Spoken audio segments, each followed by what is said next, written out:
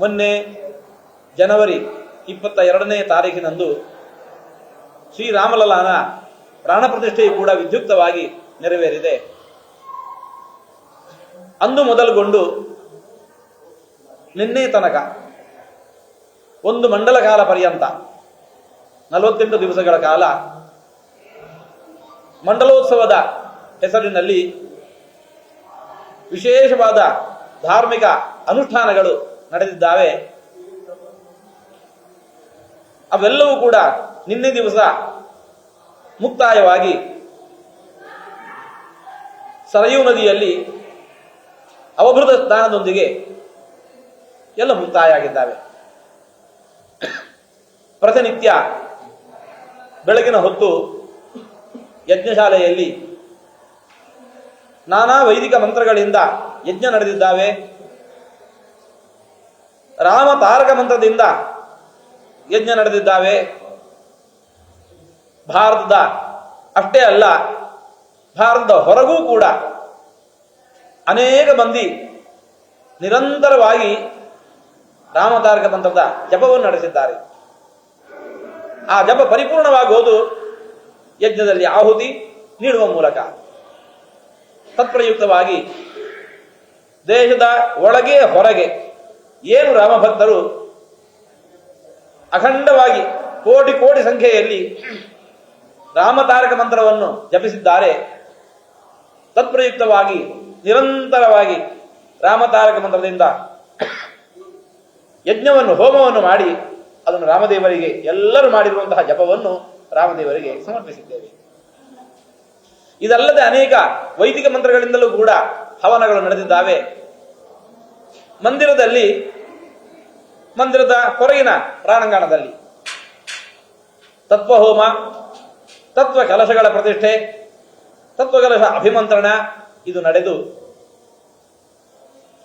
ಆ ಅಭಿಮಂತ್ರಿತವಾಗಿರುವ ಜಲವನ್ನು ಪ್ರತಿಮೆಯಲ್ಲಿ ಮತ್ತೆ ಪುನಃ ಅಭಿಮಂತ್ರಣ ಮಾಡಿ ಕಲಶಾಭಿಷೇಕವನ್ನು ನೆರವೇರಿಸುವ ಮೂಲಕ ಆ ನೂತನ ಬಿಂಬದೊಳಗೆ, ನೂತನ ಪ್ರತಿಮೆಯೊಳಗೆ ಶ್ರೀರಾಮಚಂದ್ರನ ಭಗವಂತನ ಸನ್ನಿಧಾನ ವಿಶೇಷವಾಗಿ ಮೂಡಿ ಬರಬೇಕು ಎಂಬ ಕಾರಣಕ್ಕೋಸ್ಕರ ಆ ಕಲಶಾಭಿಷೇಕಗಳನ್ನೆಲ್ಲ ಮಾಡಿದ್ದಾಗಿದೆ.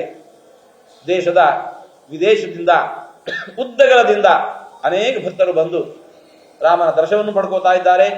ರಾಮನ ಅನುಗ್ರಹ ಬೇಕು, ಬದುಕಿನ ಸಂಕಷ್ಟಗಳನ್ನೆಲ್ಲ ರಾಮದೇವರ ಮುಂದೆ ತೋಡಿಕೊಂಡು ಭಗವಂತ ಅನುಗ್ರಹವನ್ನು ಬಯಸ್ತಾ ಇದ್ದಾರೆ. ಹಾಗಾಗಿ ಆ ಸನ್ನಿಧಾನ ವಿಶೇಷವಾಗಿ ಜಾಗೃತವಾಗಿರಬೇಕು ಅನ್ನೋ ನೆಲೆಯಲ್ಲಿ ಈ ಎಲ್ಲ ಧಾರ್ಮಿಕ ಅನುಷ್ಠಾನಗಳ ಪ್ರಕ್ರಿಯೆಗಳು ನಡೆದಿದ್ದಾವೆ. ಮುಸ್ಸಂಜೆಯ ಹೊತ್ತಲ್ಲಿ ಪ್ರತಿನಿತ್ಯ ಪಾಲಕಿ ಉತ್ಸವ ರಾಮದೇವರಿಗೆ ನಡೆದಿದೆ. ದೇಶದ ಮೂಲೆ ಮೂಲೆಯಿಂದ ಅನೇಕ ಭಕ್ತರು ಬಂದು ಅದರಲ್ಲಿ ಪಾಲ್ಗೊಂಡಿದ್ದಾರೆ. ವಿಶೇಷವಾಗಿ ಕಾಶಿ ಮಠದಿಂದ ರಜತದ ಪಲ್ಲಕ್ಕಿಯ ಸಮರ್ಪಣೆ ಆಗಿದೆ. ಅವರಿಂದಲೇ ಮತ್ತೆ ಸ್ವರ್ಣದ ಪ್ರಭಾವಳಿ, ಅಷ್ಟಪ್ರಭಾವಳಿ ಸಿಂಹಾಸನ ಅದು ಕೂಡ ಸಮರ್ಪಿತವಾಗಿದೆ. ರಜತ ಪಲ್ಲಕ್ಕಿಯಲ್ಲಿ ಆ ಅಷ್ಟಪ್ರಭಾವಳಿಯಲ್ಲಿ ರಾಮಚಂದ್ರನ ವಿಗ್ರಹವನ್ನು ಇಟ್ಟು ಪ್ರತಿನಿತ್ಯ 3 ಬಾರಿ ಪ್ರದಕ್ಷಿಣೆ ಬಂದು ದೇವರಿಗೆ ಉತ್ಸವ ನಡೆದಿದೆ. ಅದರಂತೆ ಹೊರಗಿನ ಪ್ರಾಂಗಣದಲ್ಲಿ ದೇವರಿಗೆ ಉಯ್ಯಾಲೆ ಉತ್ಸವ, ಅಲ್ಲಿ ಅಷ್ಟಾವಧಾನ ಸೇವೆ, 4 ವೇದಗಳ ಉದ್ಘೋಷ, ಪುರಾಣ ಇತಿಹಾಸ ಅವುಗಳ ಉದ್ಘೋಷ, ಅನೇಕ ಭಕ್ತರು ಬಂದು ಭಜನೆಯನ್ನು ಸಮರ್ಪಿಸೋದು, ಸಂಗೀತದ ಸಮರ್ಪಣೆ, ಭರತನಾಟ್ಯದ ಸಮರ್ಪಣೆ, ಹೀಗೆ ಅನೇಕ ಬಗೆಯ ವಾದ್ಯಗಳು ದೇಶದ ಎಲ್ಲ ಭಾಗದಿಂದ, ವಿಶೇಷವಾಗಿ ಕೇರಳ ಹಾಗೂ ಕರ್ನಾಟಕ, ತಮಿಳುನಾಡು ಪ್ರದೇಶದಿಂದ ವಾದ್ಯ ವೃಂದದವರು ಬಂದು ರಾಮದೇವರ ಮುಂದೆ ವಾದ್ಯ ಸೇವೆಯನ್ನು ಸಮರ್ಪಿಸಿದ್ದಾರೆ. ಹೀಗೆ ಈ 48 ದಿವಸಗಳ ಕಾಲದ ಉತ್ಸವ ವೈಭವದಿಂದ ನೆರವೇರಿದೆ. ಎಲ್ಲರೂ ಕೂಡ ಸಂತಸ ಪಟ್ಟಿದ್ದಾರೆ. ಶ್ರೀರಾಮಚಂದ್ರನ ಸನ್ನಿಧಾನ ಆ ನೂತನ ಬಿಂಬದಲ್ಲಿ ವಿಶೇಷವಾಗಿ ಸನ್ನಿಹಿತವಾಗಿದ್ದು ಬರುವ ಎಲ್ಲ ಭಕ್ತರಿಗೂ ಕೂಡ ಪ್ರತಿನಿತ್ಯ ಸುಮಾರು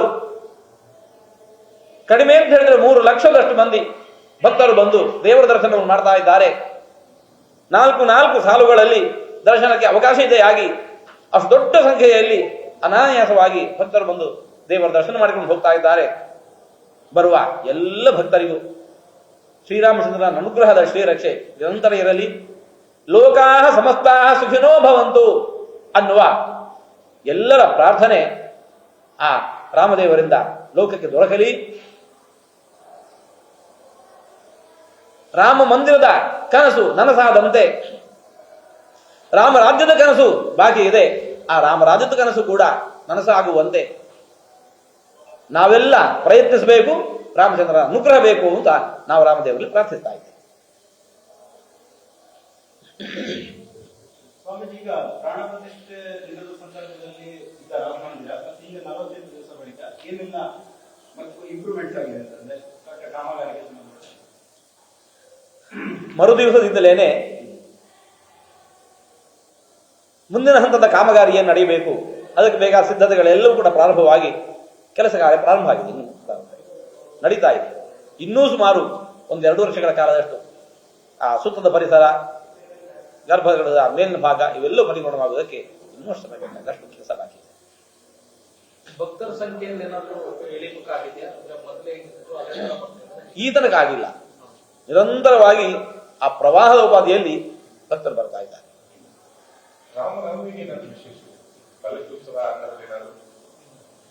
ಇನ್ನು ಮುಂದಿನ ತಿಂಗಳಲ್ಲಿ ಅದರ ಬಗ್ಗೆ ವಿಶೇಷವಾಗಿರತಕ್ಕಂತಹ ಬೈಠಕ್ ನಡೆದು ಅಲ್ಲಿ ತೀರ್ಮಾನ ಮಾಡಾಗುತ್ತೆ. ರಾಮನವಮಿ ಉತ್ಸವ ವಿಶೇಷವಾದ ರೂಪದಲ್ಲಿ ನಡೆಯುತ್ತೆ.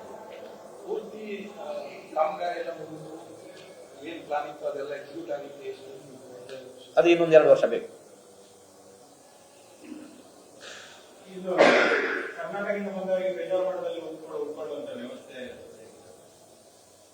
ಕರ್ನಾಟಕದಿಂದ ಬಂದು ಸಾವಿರಾರು ಮಂದಿ ಬಂದಿದ್ದಾರೆ. ಅಲ್ಲಿರುವುದು ಸಣ್ಣ ಮಠ, ಹಾಗೆ ಅಲ್ಲಿ ಎಲ್ಲರಿಗೂ ಕೂಡ ಅವಕಾಶ ಆಗಿಲ್ಲ. ಅಲ್ಲಿ ಟೆಂಟ್ ಸಿಟಿ ಅಂತ ಮಾಡಿದ್ದಾರೆ. ತಾತ್ಕಾಲಿಕವಾಗಿರತಕ್ಕಂತಹ ರೂಮುಗಳ ರಚನೆ ತುಂಬಾ ಆಗಿದೆ. ಅಲ್ಲೆಲ್ಲ ಉಳ್ಕೊಂಡು ದೇವರ ದರ್ಶನ ಮಾಡ್ತಾರೆ. ಈ ಕುಂಭಮೇಳಾದಿಗಳಲ್ಲಿ ನಡೆಯುವಾಗ ಹೇಗೆ ಟೆಂಟ್ ಸಿಟಿಯನ್ನು ಮಾಡ್ತಾರೆ ಅದರಂತೆ ಒಳ್ಳೆ ಸುವ್ಯವಸ್ಥಿತವಾಗಿರತಕ್ಕಂತಹ ಟೆಂಟ್ಗಳ ರಚನೆ ಆಗಿದೆ. ನೀವು ಸೇರಿದಂತೆ ಕನ್ನಡಿಗರ ಅವರಿಗೆ ಅಪಾರ ಇದೆ ರಾಮ ಮಂದಿರ ನಿರ್ಮಾಣದಲ್ಲಿ. ಮೂಲತಃ ಕನ್ನಡಿಗರು, ನಿಮಗೆ ಯಾವ ರೀತಿಯ ಭಾವನೆ? ತುಂಬಾ ಸಂತೋಷವಾಗತ್ತೆ. ಎಲ್ಲಿ ರಾಮನೋ ಅಲ್ಲಿ ಹನುಮನು ಅಂತ ಹೇಳಿಕೊಂಡು ಎಲ್ಲರೂ ತಿಳಿದಿರುವಂತಹದ್ದು. ರಾಮದೇವರ ಸೇವೆಯಲ್ಲಿ, ರಾಮದೇವರ ಆ ಕಾರ್ಯದಲ್ಲಿ ಹನುಮಂತ ದೇವರ ಸೇವೆ ಏನು ಅನ್ನೋದು ಎಲ್ಲರೂ ಕೂಡ ಗಮನಿಸಿರುವಂತಹದ್ದು. ಅಂತಹ ಹನುಮಂತ ಹುಟ್ಟಿದಂತಹ ಅವತರಿಸಿದಂತಹ ನಾಡು ನಮ್ಮ ಕನ್ನಡ ನಾಡು.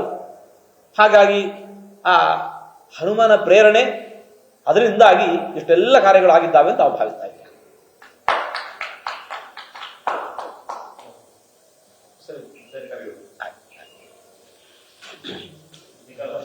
ಇನ್ನು 1-2 ಮಾತು. ರಾಮ ಮಂದಿರದ ಕನಸು ಇವಾಗ ನನಸಾಗ್ತಾ ಇದೆ. ಇನ್ನೇನು ಸ್ವಲ್ಪ ಅಷ್ಟೇ ಬಾಕಿ ಇದೆ. ರಾಮ ರಾಜ್ಯದ ಕನಸು ನನಸಾಗಬೇಕು. ಎಲ್ಲರೂ ಕೂಡ ಆ ದಿಶೆಯಲ್ಲಿ ಪ್ರವೃತ್ತರಾಗಬೇಕು. ಏನು ರಾಮರಾಜ್ಯದ ಕನಸು? ರಾಮರಾಜ್ಯ ಅಂತಂದ್ರೆ ಸರ್ವ ಸಮೃದ್ಧಿ. ಇವತ್ತು ರಾಮನ ಪ್ರತಿಷ್ಠೆಯೊಂದಿಗೆ ಈ ರಾಜ್ಯದಲ್ಲಿ ರಾಮ ಬಂದು ನೆಲೆಸಿದ್ದಾನೆ. ಇದು ರಾಮರಾಜ್ಯ ಆಗಿದೆ. ರಾಮರಾಜ್ಯದಲ್ಲಿ ಯಾವುದೇ ಕೊರತೆ ಕಾಣಿಸಬಾರದು. ಹಿಂದೆ ಎಲ್ಲ ರಾಜರ ಆಳ್ವಿಕೆ ಕಾಲ.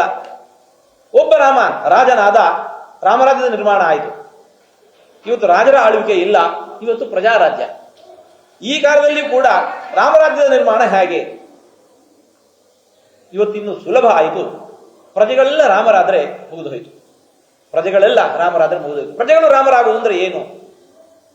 ರಾಮನ ವ್ಯಕ್ತಿತ್ವವನ್ನು ನಾವು ಮೈಗೂಡಿಸಿಕೊಳ್ಳೋದು. ರಾಮ ಅಂತಂದ್ರೆ ಏನು? ರಾಮಾಯಣವನ್ನು ನಾವು ಪರಿಶೀಲಿಸಬೇಕು. ವಾಲ್ಮೀಕಿ ಮಹರ್ಷಿಗಳು ನಾರದರನ್ನೊಮ್ಮೆ ಭೇಟಿಯಾದಾಗ ಪ್ರಶ್ನಿಸೋದು, 10-20 ಗುಣಗಳನ್ನು ಪಟ್ಟಿ ಮಾಡಿ ನಾರದರಲ್ಲಿ ಕೇಳ್ತಾ ಇದ್ದಾರೆ, ಇಂತಿಂತ ಗುಣಗಳುಳ್ಳಂತಹ ವ್ಯಕ್ತಿ ಇವತ್ತಿಗೂ ಲೋಕದಲ್ಲಿ ಯಾರಾದ್ರೂ ಒಬ್ಬ ಇದ್ದಾನೆ? ನಾರದರದಕ್ಕೆ ಉತ್ತರಿಸಿದ್ದು, ಇಷ್ಟೇ ಗುಣ ಅಲ್ಲ, ಗಮನಿಸು ಅಂತ ಹೇಳಿಕೊಂಡು ಇನ್ನೂ 10-20 ಗುಣಗಳನ್ನು ಅದಕ್ಕೆ ಸೇರಿಸಿ ಕೊನೆಯಲ್ಲಿ ಅಂತ ಇದ್ದಾರೆ, ಇಂತಿಂತ ಗುಣಗಳುಳ್ಳಂತಹ ವ್ಯಕ್ತಿ ಇವತ್ತಿಗೂ ಲೋಕದಲ್ಲಿ ಒಬ್ಬ ಇದ್ದಾನೆ, ಅವನೇ ರಾಮಚಂದ್ರ. ರಾಮಾಯಣ ಪ್ರಾರಂಭ ಆಗುವುದೇ ಹೀಗೆ. ನಾವೊಮ್ಮೆ ರಾಮಾಯಣವನ್ನು ಅಧ್ಯಯನ ಮಾಡಬೇಕು. ರಾಮನ ಗುಣಗಳನ್ನು ಒಬ್ಬೊಬ್ಬರು ಒಂದೊಂದು ಗುಣವನ್ನು ನಾವು ಮೈಗೂಡಿಸಿಕೊಂಡ್ರು ಕೂಡ ಅಷ್ಟು ಮಟ್ಟಿಗೆ ನಾವು ರಾಮರಾಜಂತೆ. ಆವಾಗ ರಾಮರಾಜ್ಯ ಸುಲಭ. ಏನು ರಾಮರಾಜ್ಯ ಅಂತಂದ್ರೆ ಎಲ್ಲ ಸಮೃದ್ಧಿ. ರಾಮನ ವ್ಯಕ್ತಿತ್ವ ವಿಶೇಷವಾಗಿ ಪ್ರಜಾನಾಂಚ ಹಿತೇ ರತಃ, ಪ್ರಜೆಗಳೆಲ್ಲರೂ ಕೂಡ ಸುಕ್ಷೇಮದಿಂದಿರಬೇಕು. ನಾವು ಅದನ್ನೇ ತಾನೇ ಬಯಸೋದು. ರಾಮರಾಜ್ಯ ಅಂದ್ರೆ ಎಲ್ಲ ಬಗೆಯ ಸಮೃದ್ಧಿ, ಯಾವುದೇ ಕೊರತೆ ಇಲ್ಲ. ನಾವು ಹೀಗೆ ಮಾಡೋಣ. ಬದುಕಿನಲ್ಲಿ ಒಮ್ಮೆ ಯಾರಿಗೆ ಸಾಮರ್ಥ್ಯ ಇದೆ, ನಮ್ಮ ಮಕ್ಕಳ ವಿವಾಹ ಮಹೋತ್ಸವ ಅಂತ ಹೇಳಿಕೊಂಡು ಕೋಟಿಗಟ್ಟಲೆ ಖರ್ಚು ಮಾಡ್ತೇವೆ. ನಮ್ಮ ಯಾವುದೋ ವೈವಾಹಿಕ ದಿನವನ್ನು, ಇನ್ನೊಂದು ಯಾವುದೋ ದಿವಸವನ್ನು, ಮಕ್ಕಳ ಹುಟ್ಟುಹಬ್ಬವನ್ನು ಆಚರಿಸಲಿಕ್ಕೆ ಭಾರಿ ದುಡ್ಡು ಖರ್ಚು ಮಾಡ್ತೇವೆ. ಜನ್ಮದಲ್ಲಿ ಒಂದು ಬಾರಿ ಇವತ್ತು ರಾಮನಿಗೆ ಮನೆ ಆಗಿದೆ, ರಾಮನ ಹೆಸರಲ್ಲಿ ನಮ್ಮ ಊರಲ್ಲಿ ಯಾರಿಗೊಬ್ಬನಿಗೆ ಕಷ್ಟದಲ್ಲಿದ್ದಾನೆ, ಮನೆ ಇಲ್ಲ, ಅವನಿಗೆ ಮನೆ ಕಟ್ಟಿಕೊಡುವ ವ್ಯವಸ್ಥೆ ಮಾಡುವ. ಕೋಟಿ ರೂಪಾಯಿ ವೆಚ್ಚ ಮಾಡುವವರಿಗೆ ಒಂದು 10 ಲಕ್ಷ ರೂಪಾಯಿಯಲ್ಲಿ ಒಂದು ಪುಟ್ಟ ಮನೆ, ಸುಂದರವಾದ ಮನೆ ನಿರ್ಮಾಣ ಆಗತ್ತೆ. ನಿರ್ಮಾಣ ಮಾಡಿ ಯಾರೋ ಒಬ್ಬನಿಗೆ, ಕಷ್ಟದಲ್ಲಿರುವವನಿಗೆ ಅದನ್ನು ದಾನ ಮಾಡೋಣ. ಇದು ರಾಮದೇವರ, ನಾನು ನೀಡಿದಂತಹ ಅಲ್ಲ, ಇದು ರಾಮದೇವರ ಪ್ರಸಾದ. ದೇಶಕ್ಕೆ ನಿಷ್ಠೆಯಿಂದ ಬದುಕು. ಇಲ್ಲಿ ಬಂದು ರಾಮದೇವರ ಹತ್ರ ಬಂದಾಗ ನಾವು ರಾಮದೇವರಲ್ಲಿ ನಿವೇದಿಸಿಕೊಳ್ಳೋಣ, ದೇವರೇ ಇಂಥ ಒಂದು ಸೇವೆ ಮಾಡಿದ್ದೇನೆ, ಅದು ನಿನಗೆ ಸಮರ್ಪಿತ. ಸಾಮರ್ಥ್ಯ ಇರುವವರು ಮನೆ ಕಟ್ಟಿಕೊಡಬಹುದು. ಅಷ್ಟಿಲ್ಲದವರು ಮಕ್ಕಳಿಗೆ ಎಜುಕೇಶನ್ ಹೆಲ್ಪ್ ಮಾಡಬಹುದು. ಯಾರು ವೈದ್ಯಕೀಯ ನೆಲೆಯಲ್ಲಿ ದುರ್ಬಲರಿದ್ದಾರೆ ಅವರಿಗೆ ವೈದ್ಯಕೀಯ ಹೆಲ್ಪ್ ಸಹಾಯವನ್ನು ಮಾಡಬಹುದು. ದುಡ್ಡೇ ಮುಖ್ಯ ಆಗೋದಿಲ್ಲ. ನನ್ನ ಶಿಕ್ಷಣ ಸಂಸ್ಥೆ ಇದೆ, 10 ಮಕ್ಕಳಿಗೆ ಉಚಿತವಾದ ಶಿಕ್ಷಣ. ನನ್ನ ಒಂದು ಆಸ್ಪತ್ರೆ ಇದೆ, 10 ಮಂದಿಗೆ ಉಚಿತವಾಗಿರತಕ್ಕಂತಹ ಚಿಕಿತ್ಸೆ. ನಾನೊಬ್ಬ ಅಧ್ಯಾಪಕ ಇದ್ದೇನೆ, 10 ಮಕ್ಕಳಿಗೆ ಉಚಿತವಾದ ಟ್ಯೂಷನ್ ಕೊಡೋದು. ನಾನೊಬ್ಬ ವೈದ್ಯ ಇದ್ದೇನೆ. ಎಲ್ಲರೂ ಕೂಡ ಅವರವರ ವೃತ್ತಿಯ ಹಿನ್ನೆಲೆಯಲ್ಲಿಯೇ ಸಮಾಜ ಸೇವೆ ಮಾಡಲಿಕ್ಕೆ ಅವಕಾಶ ಇದೆ. ಹೀಗೆ ದೇಶದ ಉದ್ದಗಲಕ್ಕೂ ಇದು ನಡೆಯಿತು ಅಂತಂದರೆ ರಾಮರಾಜ್ಯದ ನಿರ್ಮಾಣಕ್ಕೆ ಸಮಯ ಹಿಡಿಯೋದಿಲ್ಲ.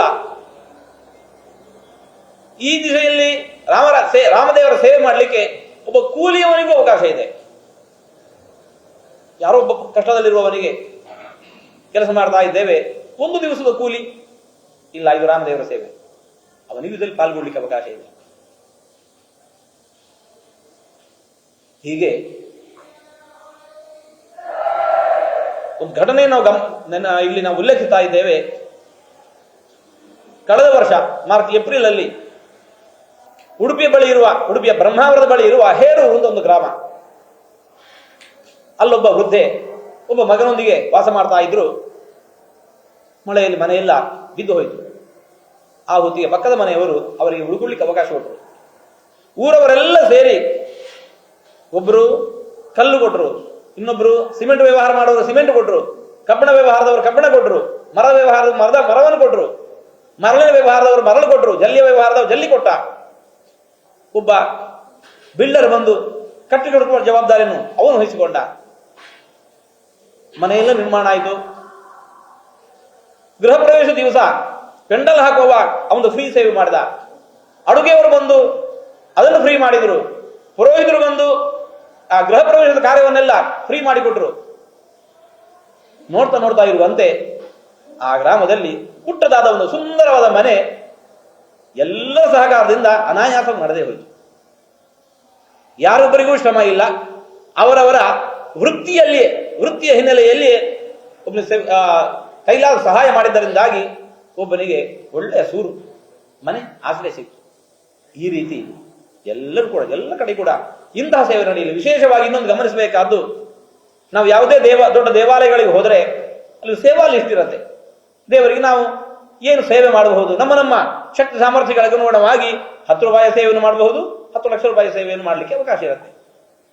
ಆದರೆ ನೀವು ಅಯೋಧ್ಯೆಗೆ ಬಂದರೆ ಅಲ್ಲಿ ಇಂತಹ ಯಾವುದೇ ಸೇವಾ ಲಿಸ್ಟ್ ಅನ್ನೋದಿಲ್ಲ. ಯಾವುದೇ ಸೇವಾ ಲಿಸ್ಟ್ ಇಲ್ಲ. ನಾವು ದೇವರಿಗೆ ಸೇವೆ ಮಾಡಬೇಕು. ಏನು ಮಾಡಬೇಕು?